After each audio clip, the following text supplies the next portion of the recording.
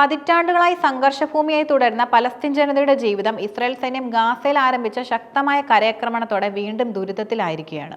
Hamas നേതാക്കളെയും പോരാളികളെയും ലക്ഷ്യമിട്ടാണ് Israel ആക്രമണം നടത്തുന്നതെങ്കിലും യഥാർത്ഥത്തിൽ ദുരിതം അനുഭവിക്കുന്നത് സാധാരണക്കാരായ പൗരന്മാരാണ്. ഈ ആക്രമണത്തിൽ കൊല്ലപ്പെട്ടവരിൽ ഭൂരിഭാഗം കുട്ടികളും സ്ത്രീകളും ഉൾപ്പെടെയുള്ള സാധാരണക്കാരാണ്. ഹമാസ് സാധാരണക്കാരെ മനുഷ്യകവചമായി ഉപയോഗിക്കുന്നുവെന്ന ഇസ്രായേലിന്റെ ആരോപണങ്ങൾക്കിടയിലും നിരപരാധികളുടെ ജീവൻ നഷ്ടമാകുന്നത് മാനുഷിക ദുരന്തത്തിന്റെ ആഴം വർദ്ധിപ്പിക്കുന്നു. ഈ ആക്രമണങ്ങൾ ഗാസയെ ഒരു ഭീകരമായ യുദ്ധഭൂമിയാക്കി മാറ്റിയിരിക്കുകയാണ്. ബോംബ് ആക്രമണങ്ങളുടെയും സ്ഫോടനങ്ങളുടെയും ശബ്ദം ഇസ്രായേലിലെ നഗരങ്ങളിൽ പോലും കേൾക്കാൻ കഴിയുന്നത് ആക്രമണത്തിന്റെ വ്യാപ്തി എത്ര വലുതാണെന്നും വ്യക്തമാക്കുന്നു. കെട്ടിടങ്ങളുടെ അവശിഷ്ടങ്ങൾക്കിടയിൽ നിരവധി മൃതദേഹങ്ങൾ കുടുങ്ങിക്കിടക്കുന്നുണ്ടെന്നും കരുതപ്പെടുന്നുണ്ട്. ഇത് മരണസംഖ്യ ഔദ്യോഗിക കണക്കുകളെക്കാൾ വളരെ കൂടുതലാകാനുള്ള സാധ്യതയും സൂചിപ്പിക്കുന്നു. ആശുപത്രികൾ പൂർണ്ണമായും നിറഞ്ഞു കവിഞ്ഞതിനാൽ പരിക്കേറ്റവർക്ക് മതിയായ ചികിത്സ നൽകാൻ സാധിക്കുന്നില്ല. വൈദ്യസഹായം, മരുന്ന്, ഭക്ഷണം എന്നിവയുടെ ദൗർബല്യം സ്ഥിതി കൂടുതൽ വഷളാക്കുന്നു. ഇസ്രായേൽ കരയാക്രമണം ശക്തമാക്കിയതോടെ ഗാസയിൽ നിന്ന് ലക്ഷക്കണക്കിന് ആളുകൾ തെക്കൻ മേഖലയിലേക്ക് പലായനം ചെയ്യുകയാണ്. സ്വന്തം വീടും സ്വത്തും ഉപേക്ഷിച്ച് ജീവൻ മാത്രം രക്ഷിക്കാൻ വേണ്ടി നടക്കുന്ന ഈ യാത്ര ലോകം കണ്ട ഏറ്റവും വലിയ പലായനങ്ങളിൽ ഒന്നാണ്. ഇസ്രായേൽ സൈന്യം അനുവദിച്ച അൽ റഷീദ് തീരദേശ റോഡിൽ വാഹനങ്ങളുടെയും മനുഷ്യരുടെയും വലിയ നിരയാണ് ഇപ്പോൾ കാണാൻ കഴിയുന്നത്. ഈ ദുരിതയാത്രയിൽ പലായനം ചെയ്യുന്നവർക്ക് ഭക്ഷണമോ വെള്ളമോ ലഭിക്കുന്നില്ല. അവർക്ക് ആശ്രയിക്കാൻ ആരുമില്ലാത്ത അവസ്ഥയാണ്. വിവിധ റിപ്പോർട്ടുകൾ അനുസരിച്ച് ഗാസയിൽ ഏകദേശം 40% ജനങ്ങൾ ഇതിനോടകം പലായനം ചെയ്തു കഴിഞ്ഞു.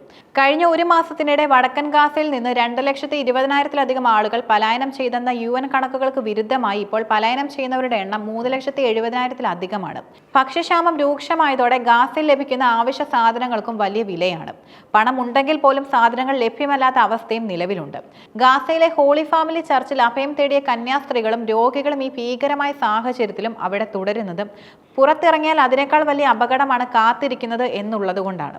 ഇസ്രായേൽ സൈന്യം നടത്തുന്ന ഈ ആക്രമണങ്ങൾ പലസ്തീനികൾക്കെതിരെയുള്ള വംശഹത്യയാണെന്ന് ഐക്യരാഷ്ട്രസഭയുടെ അന്വേഷണ കമ്മീഷൻ റിപ്പോർട്ട് പുറത്തു വന്നത് ഈ വിഷയത്തിന്റെ ഗൗരവം വർദ്ധിപ്പിക്കുന്നു.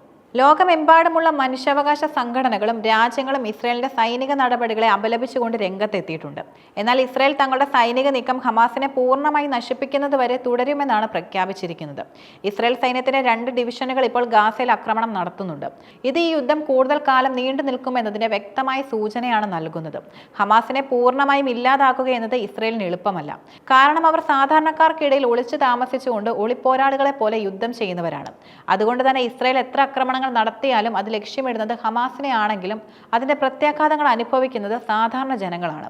അന്താരാഷ്ട്ര സമൂഹം സമാധാനപരമായി പരിഹാരത്തിനായി ശ്രമിക്കുന്നുണ്ടെങ്കിലും അമേരിക്കയുടെ ഇസ്രായേൽ അനുകൂല നിലപാടുകളും മറ്റു രാജ്യങ്ങളുടെ ഭിന്നിച്ച അഭിപ്രായങ്ങളും കാരണം ഈ സമവായത്തിലെത്താൻ സാധിക്കുന്നില്ല. ഈ സംഘർഷം വ്യാപിക്കാനുള്ള സാധ്യതയും നിലനിൽക്കുന്നുണ്ട്.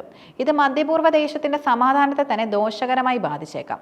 ഗാസയിലെ നിലവിലെ മാനുഷിക പ്രതിസന്ധിക്ക് അടിയന്തര പരിഹാരം കാണേണ്ടതും അനിവാര്യമാണ്. സാധാരണക്കാർക്ക് സുരക്ഷിതമായി കഴിയാൻ സാധിക്കുന്ന സ്ഥലങ്ങളും ആവശ്യമായ ഭക്ഷണവും മരുന്നുകളും എത്തിക്കേണ്ടതും അത്യാവശ്യമാണ്. ഇതിനായി ഐക്യരാഷ്ട്രസഭയും മറ്റ് അന്താരാഷ്ട്ര സംഘടനകളും ശ്രമിക്കുന്നുണ്ടെങ്കിലും ഇസ്രായേലിന്റെ ആക്രമണങ്ങൾ സഹായങ്ങൾ എത്തിക്കുന്നതിൽ തടസ്സമാകുന്നുണ്ട്. അതിജീവിച്ചവർക്ക് പോലും ഭാവിയിൽ വലിയ വെല്ലുവിളികൾ നേരിടേണ്ടി വരും. വീടുകളും സ്വത്തുക്കളും നഷ്ടപ്പെട്ട അവർക്ക് ഒരു പുനരധിവാസം സാധ്യമാക്കണം. കുട്ടികളുടെ വിദ്യാഭ്യാസം, ആരോഗ്യ സംരക്ഷണം, മാനസിക പിന്തുണ എന്നിവയും ഉറപ്പാക്കേണ്ടതുണ്ട്. യുദ്ധത്തിന്റെ മുറിപ്പാടുകൾ അവർക്ക് ജീവിതകാലം മുഴുവനും പേറേണ്ടി വരും. ഈ സംഘർഷം രാഷ്ട്രീയമായ ഒരു ഒത്തുതീർപ്പിലൂടെ മാത്രമേ പരിഹരിക്കാൻ സാധിക്കൂ. ഇസ്രായേൽ പലസ്തീൻ പ്രശ്നത്തിന് ഒരു രാഷ്ട്രീയ പരിഹാരം കാണാതെ മേഖലയിലെ സമാധാനം പുലരില്ല. ലോകരാജ്യങ്ങളുടെ ശക്തമായ ഇടപെടലുകളും ഇരുപക്ഷവും വിട്ടുവീഴ്ചകൾക്ക് തയ്യാറാവുകയും ചെയ്താൽ മാത്രമേ ഗാസയിലെ ജനങ്ങളുടെ ദുരിതത്തിന് ഒരു അറുതി വരുത്താൻ സാധിക്കൂ. അതുവരെ ഭയത്തിലും ആശങ്കയിലും ജീവൻ കയ്യിൽ വെച്ച് ഓടുന്ന ജനതയായി ഗാസയിലെ പലസ്തീനികൾ തുടരും. ഗാസയിൽ ഇസ്രായേൽ നടത്തുന്ന ആക്രമണങ്ങളിൽ ലോകരാജ്യങ്ങൾക്കിടയിൽ ഭിന്നമായ നിലപാടുകളാണ് നിലനിൽക്കുന്നത്. ഈ വിഷയത്തിൽ അമേരിക്കയും പാശ്ചാത്യ രാജ്യങ്ങളും ഇസ്രായേലിന് ശക്തമായ പിന്തുണയും നൽകുന്നു. ഇസ്രായേലിന് സ്വയം പ്രതിരോധിക്കാനുള്ള അവകാശമുണ്ടെന്ന് അവർ വാദിക്കുന്നുണ്ട്. അതേസമയം പലസ്തീൻ ജനതയുടെ ദുരിതത്തിൽ ആശങ്ക രേഖപ്പെടുത്താനും അവർ മറക്കുന്നില്ല. മറ്റൊരു വിഭാഗം രാജ്യങ്ങൾ, പ്രത്യേകിച്ച് അറബ് രാഷ്ട്രങ്ങളും മുസ്ലിം ഭൂരിപക്ഷ രാജ്യങ്ങളും ഇസ്രായേലിന്റെ ആക്രമണങ്ങളെ ശക്തമായി അപലപിക്കുന്നു. ഈ ആക്രമണങ്ങൾ പലസ്തീനികൾക്കെതിരെയുള്ള വംശഹത്യയാണെന്നും അവർ ആരോപിക്കുന്നു. പലസ്തീൻ അന്താരാഷ്ട്ര തലത്തിൽ പിന്തുണ നൽകണമെന്നും സമാധാനം പുനഃസ്ഥാപിക്കാൻ അടിയന്തരമായി ഇടപെടണമെന്നും അവർ ആവശ്യപ്പെടുന്നുണ്ട്. ഐക്യരാഷ്ട്രസഭയും വിവിധ മനുഷ്യാവകാശ സംഘടനകളും സാധാരണക്കാരുടെ ജീവൻ രക്ഷിക്കാൻ ഇസ്രായേലിനോട് ആവശ്യപ്പെടുന്നു. എന്നാൽ ഈ അഭ്യർത്ഥനകൾക്കൊന്നും തന്നെ ഫലം കാണുന്നില്ല. ചൈനയും റഷ്യയും പോലുള്ള ചില രാജ്യങ്ങൾ നിഷ്പക്ഷമായ നിലപാട് സ്വീകരിക്കുന്നതായും ഇവിടെ കാണാൻ കഴിയും. എങ്കിലും അവർ ഇസ്രായേലിന്റെ സൈനിക നടപടികളെ വിമർശിക്കുകയും UN പ്രമേയങ്ങൾ നടപ്പാക്കണമെന്ന് ആവശ്യപ്പെടുകയും ചെയ്യുന്നു. ചുരുക്കത്തിൽ ഈ വിഷയത്തിൽ ലോകരാഷ്ട്രങ്ങൾക്കിടയിൽ ഒരു പൊതുവായ സമവായം രൂപപ്പെടുന്നില്ല. ഇത് ഗാസയിലെ മാനുഷിക ദുരന്തം കൂടുതൽ വഷളാക്കുകയാണ്.